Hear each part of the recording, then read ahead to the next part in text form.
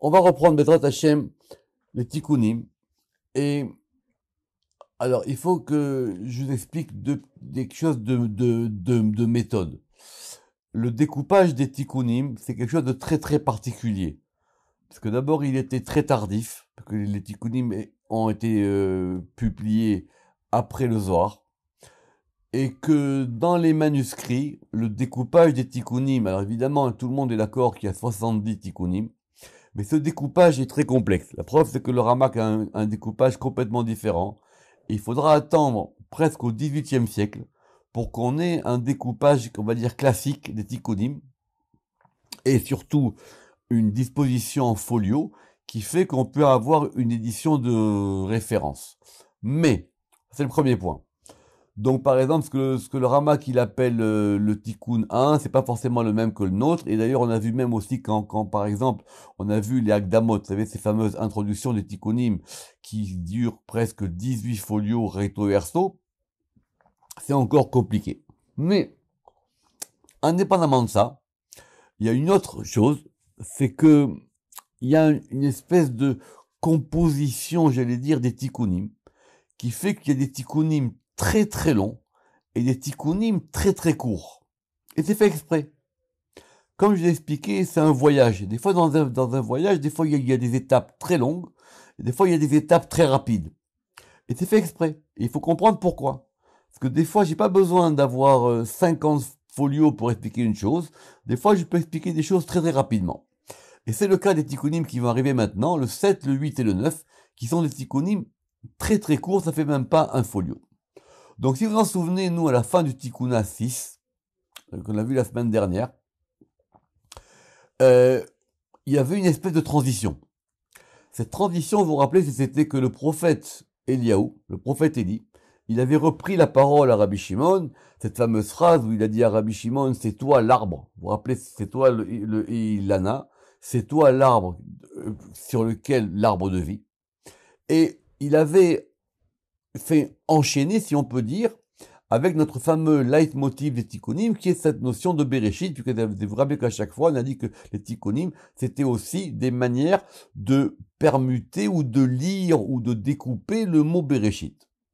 Et donc, la transition, elle est claire. On avait dit maintenant, Bekalanafik min Shamaya, il y a une voix qui est sortie du ciel, et qui a dit ainsi, Bereshit Yera Boshet. Donc, on prend le mot de Bereshit et on va le découper d'une autre manière. Ici, qu'est-ce qu'on fait? On va prendre les lettres, donc de Bereshit, ça, on bouge pas parce que des fois il va y avoir aussi des problèmes de lettres qu'on va rajouter en plus. Donc on prend Yud, Resh, Aleph pour faire le mot de la Yira. La Yira, c'est donc la crainte.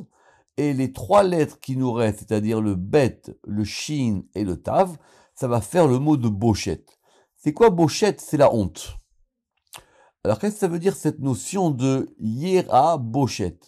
Il faut avoir une crainte et une honte. Et c'est même pas à la forme construite. On peut même pas dire que c'est la crainte de la honte.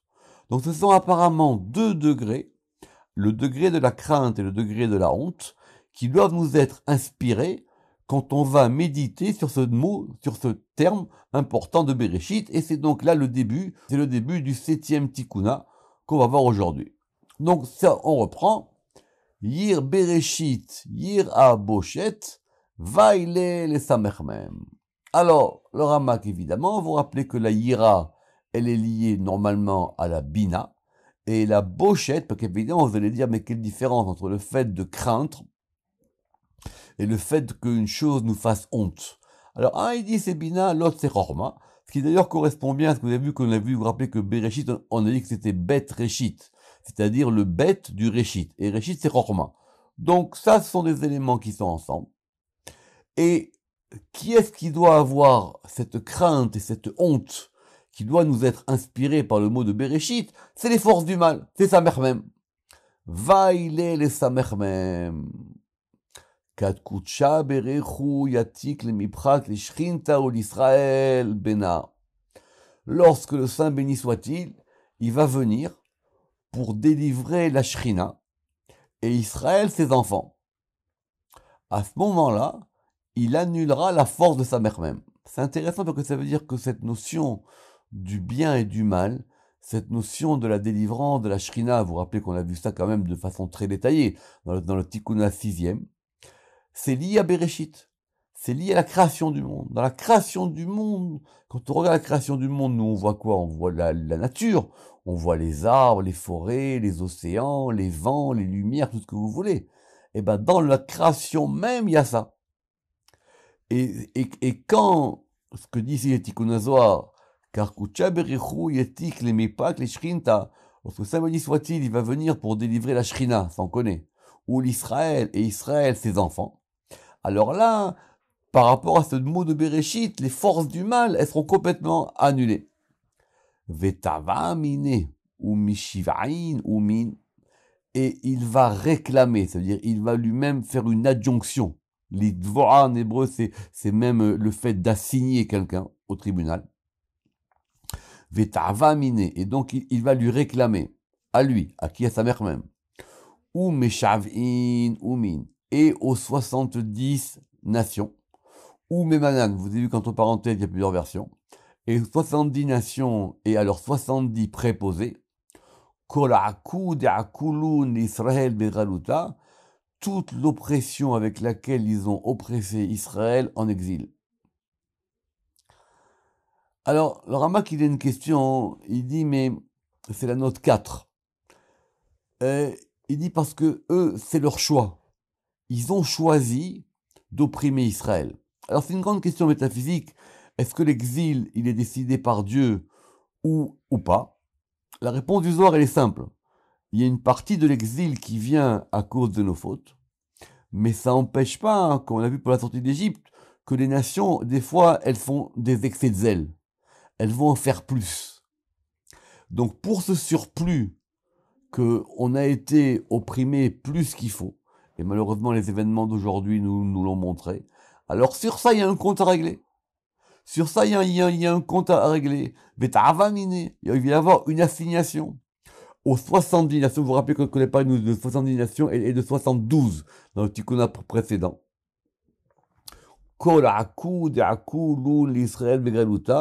Toute l'oppression avec laquelle ils ont oppressé Israël en exil. Bérin, pourquoi? Des Kadam, des Galou Israël. Parce qu'avant qu'Israël soit en exil, Galou les. Kucha Berichu. Alors, le Saint béni soit-il, il lui a dévoilé. Il lui a dévoilé à qui? Il lui a dévoilé à sa mère même. Deinu natidin Israël, les meve techut shibutayu. Que Israël serait sous son asservissement. Les mipag mitechut shibutayu, et qu'il les fera sortir de leur asservissement. Alors, c'est une grande question qui revient dans le Zohar plusieurs fois, parce que le Zohar il dit, mais si c'est comme ça, alors lui, il fait uniquement son travail. Lui, il fait simplement ce que Dieu a décidé. Et quelque part, et lui au moins, il fait ce qu'on lui demande. Et quelque part, et on va dire qu'il fait bien son travail. C'est pas exactement ça que ici on nous dit ici. On va relire. Berin, de Kodam de Galou Israël, Galele Kuchabrichu, avant que les Bnei Israël soient en exil. Saint béni soit-il, il a dit à ses forces de l'autre côté que Israël, il viendrait effectivement sous leur joug à eux, sous leur coupe à eux, mais que eux, ils vont devoir l'alléger ce joug. Il y a deux choses. Oui, quelqu'un il a des problèmes, mais t'es pas non plus obligé d'en rajouter. T'es pas obligé non plus d'aller plus fort que ça. Ve'arzele, et il lui a montré. À lui et à ses 70 préposés. C'est intéressant parce que vous vous rappelez que nous on avait dit 71, et ici on a 70 plus 1. À Gradilé. Et il lui a dit voilà, ils vont aller en exil. C'est toi maintenant qui vas les dominer. Mais tu auras une récompense. Je vais te payer pour ça. Delehouni ou okrin. S'ils les avaient, et maintenant, si maintenant, bien qu'ils soient en exil, toi tu les traites bien, im hava ou kirlun ou memanan ditechut yadei l'Israël begaluta, alors si toi maintenant, Israël, ils sont chez toi, dans ton domaine à toi, mais si tu les traites bien, tu seras récompensé pour ça. Alors c'est un grand sujet dans le Zohar. Ça veut dire que les nations, quand Israël est en exil, ils peuvent bénéficier, s'ils comportent bien Israël, ils peuvent bénéficier de la bracha d'Israël. Ils peuvent bénéficier de l'influx d'Israël. Et ça, évidemment, on l'a vu dans l'histoire. Et ça, évidemment, on l'a vu dans l'histoire.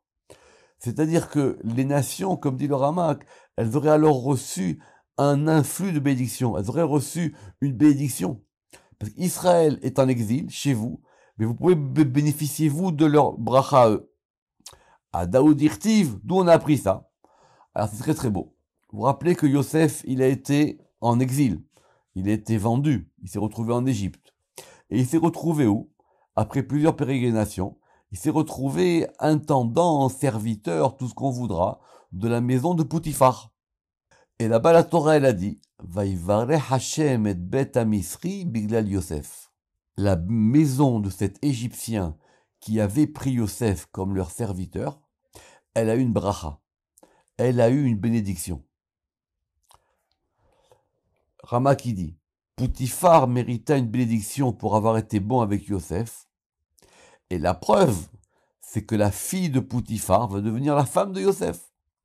Et lui donna sa fille en mariage pour adhérer à son intériorité. Il a dit, je veux que ma fille épouse cet homme-là, parce que cet homme-là, il a une beracha. Et c'est très bien expliqué dans le Zohar de Rock Israël, cette histoire que Poutifar, il a une bracha. C'est-à-dire que tout ce que chez lui, ils ont vu que dès que Yosef est arrivé dans la maison, elle a changé. Il y avait une beracha.